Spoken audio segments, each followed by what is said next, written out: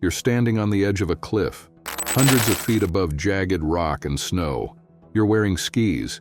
There's no turning back. To most people, this would be a nightmare.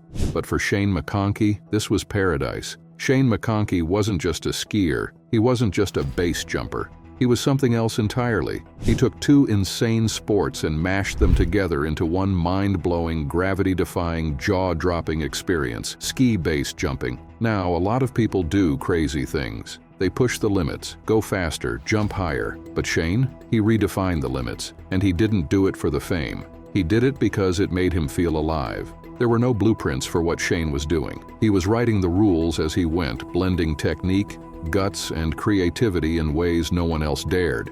He looked at the mountain like an artist looks at a blank canvas. Let's rewind the clock way back. Skiing wasn't always wild flips and death-defying cliff jumps. It actually started thousands of years ago as a way to get around in snowy places. Just people using long wooden planks to move across frozen landscapes. Over time, it turned into a sport, with downhill racing and Olympic events becoming popular.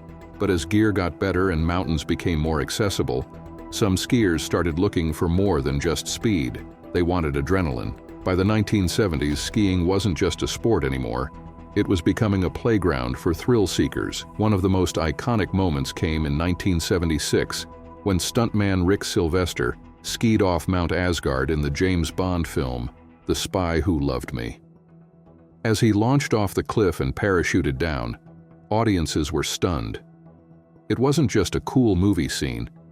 It was the first glimpse of what could happen when skiing and base jumping came together. That jump lit a spark. It planted an idea that maybe skiing didn't have to end where the mountain did. Maybe you could just keep going, into the air. And while nobody took it seriously back then, one guy, years later, would turn that idea into an actual sport. Shane McConkey was born in Vancouver, Canada, in 1969. But he didn't stay there long. His family moved to California, where he spent most of his life growing up. From a young age, Shane was surrounded by snow, skis, and stories of mountain adventures. That's because his dad, Jim McConkey, was a legendary skier himself, a pioneer in freestyle skiing, and a major figure in the ski world. So, in many ways, Shane was born to be on the slopes. But Shane wasn't interested in just following in his dad's footsteps. He wanted to go beyond. Skiing fast wasn't enough. He wanted to jump, flip, fly, and defy gravity. Even as a kid, he was known for being a bit wild. He had this fearless energy, always trying new tricks, always pushing his limits. He wasn't satisfied with normal ski runs. He was chasing adrenaline, always looking for the next big thrill. As he got older, that mindset didn't go away. It only got stronger. While other skiers were focused on racing or technique, Shane was thinking about cliffs, parachutes, and what it would feel like to fly. He wasn't trying to impress judges. He was chasing something deeper: freedom, flight, and fun. This obsession with going bigger, faster, and riskier is what shaped his path, and eventually turned him into one of the most iconic extreme athletes of all time. This is where he started dreaming bigger, really big. When Shane McConkey moved to Squaw Valley in California, it wasn't just for the epic snow, it was to chase a vision. Squaw wasn't just a ski resort. It was his playground, his testing lab, and his launch pad for changing the sport forever. The terrain there was rugged, steep, and full of natural features perfect for pushing limits. And that's exactly what Shane did. He wasn't content with just being a great skier. He wanted to reinvent skiing itself. One of his biggest contributions? Fat skis. Back then, skis were narrow and built for groomed slopes. Shane thought, why not make skis that actually float on powder? So he started using wider skis, something people laughed at in the beginning. But those fat skis eventually became standard gear for deep snow skiing. Today, most powder skis trace back to his designs. But gear was just the beginning. Shane was also experimenting with tricks no one had even imagined. He started doing flips off cliffs, mid-air maneuvers, and even invented a move where he removed his skis in flight. That trick became known as the McConkey. And then came the wild idea, what if you didn't land on snow at all? What if you could fly away from the mountain? That's when he started blending base jumping with skiing. These weren't just stunts, they were the start of a whole new sport. Shane wasn't just breaking boundaries, he was creating an entirely new path that no one had ever thought to ski down before. Ski base jumping didn't exist until Shane McConkey made it real. Before him, no one had seriously tried combining high-speed skiing with the free-falling madness of base jumping. It sounded insane, but for Shane, it was the next step. He didn't just want to ski down mountains. He wanted to jump off them, fly through the air, and land with a parachute. And not just once or twice, he wanted to make it a sport. His early ski base jumps were jaw-dropping. One of his first major stunts involved skiing off a 500-foot cliff, doing flips mid-air, then calmly pulling his chute and floating to the ground. People didn't know what to think. It was fearless, graceful, and terrifying all at once. Video clips spread fast. The extreme sports world was stunned. Was this even possible? But Shane wasn't done. He started pushing the boundaries even further by adding wingsuits into the mix. Instead of just falling and parachuting, he could now glide. Imagine skiing off a cliff, soaring across the sky like a bird, and steering through canyons. Yeah, that was Shane's vision. Then came the McConkey trick. This was peak insanity. While flying through the air, Shane would unclip his skis mid-flight, let them fall away, then deploy his parachute. It became his signature move, a wild blend of precision, timing, and total courage. No one had done it before. He made it look effortless. This wasn't just a stunt. Shane was inventing a whole new way to experience mountains. Shane McConkey wasn't just fearless. He was unstoppable. Over the years, he racked up a laundry list of injuries that would have sent most athletes packing. Torn ACLs, brutal crashes, countless broken bones, you name it. He probably felt it. One of his worst injuries came from a high-speed fall that shredded his knee. Doctors told him it would take months to recover. Shane was back on skis in a fraction of that time. Pain never scared him. If anything, it just pushed him harder. So, what kept him going? It wasn't just adrenaline. Shane believed the reward was always worth the risk. For him, living meant pushing boundaries.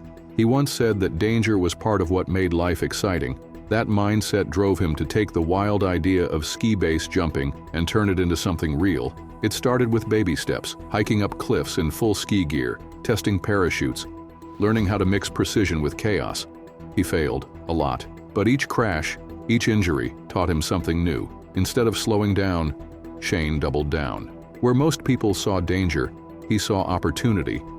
And that's what made him legendary. Not just his talent, but his relentless drive to keep going. Shane McConkey wasn't just known for jumping off cliffs. He had the kind of personality that lit up a room. His wild stunts got him attention, but it was his humor and energy that made people love him. He didn't take himself too seriously, even though he was doing some of the most dangerous stuff on Earth. That mix of crazy skill and total goofball charm made him a natural fit for TV and movies. He showed up in extreme sports films, ski documentaries, and was a regular on shows like ESPN and Outdoor Life Network. Every time he appeared on screen, he made you feel like you were right there with him, laughing, flying, and living in the moment. Shane used his fame the right way, not to brag, but to make the sport more fun, more exciting, and more inspiring for anyone watching, from hardcore athletes to curious newcomers. It was March 26, 2009. Shane McConkey stood on a towering cliff in the Dolomite Mountains of Italy. He'd done jumps like this before, many times. This wasn't supposed to be anything crazy. For Shane, it was just another exciting day doing what he loved most, combining skiing and base jumping into something wild, creative, and jaw-dropping.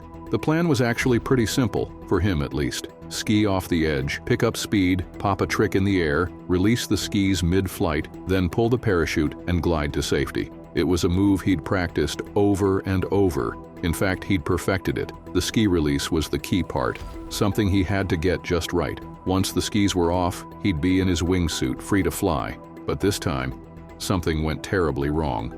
As he launched off the cliff, everything seemed normal. Shane picked up speed, went airborne, and tried to trigger the ski release. That's when the problem started. One ski came off like it was supposed to. The other, it got stuck. Now Shane was spinning in the air, off balance, one ski still on his foot, flailing. He fought to remove it. Seconds were ticking by fast. He couldn't control his body position. That one ski threw everything off. And worst of all, he couldn't deploy his parachute safely with the ski still attached.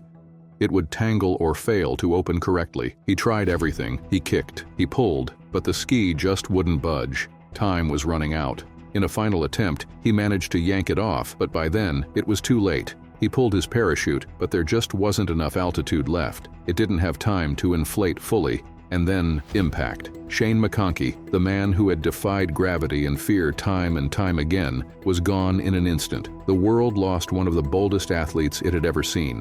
What's haunting is how routine it all was for him. This wasn't a new stunt. It wasn't reckless. It was a well-rehearsed move. But in extreme sports, even one small error, like a ski not releasing, can be fatal. His death wasn't just a tragic accident. It was a chilling reminder of how thin the line can be between brilliance and danger. When news of Shane's death broke, it hit the extreme sports world like a punch to the gut. Athletes everywhere, skiers, base jumpers, wingsuit flyers, couldn't believe it. He wasn't just one of the best. He was the guy pushing the edge. Tributes flooded in online. His funeral turned into a celebration of his wild spirit, and behind it all, his wife Sherry and young daughter Ayla were left carrying his legacy. And maybe that's the best tribute of all. Shane McConkey didn't just leave behind memories. He left behind a way of thinking, a reminder to laugh more, risk more, and never let fear stop you from doing what you love. He once said, "The joy I get from skiing, that's what keeps me coming back. I don't need a reason, I just love it." That's it. That's Shane in one sentence. And if there's one thing to take from his story, it's this. Don't just live safely, live fully. Do what lights you up. Take the leap. Whether it's on skis, in life, or something else entirely. Just make sure, when your moment comes, you're flying. If Shane's story moved you, hit that like button. It helps this story reach more people. And if you want more true stories about legendary athletes who pushed the limits, subscribe and join us for the next jump into the unknown.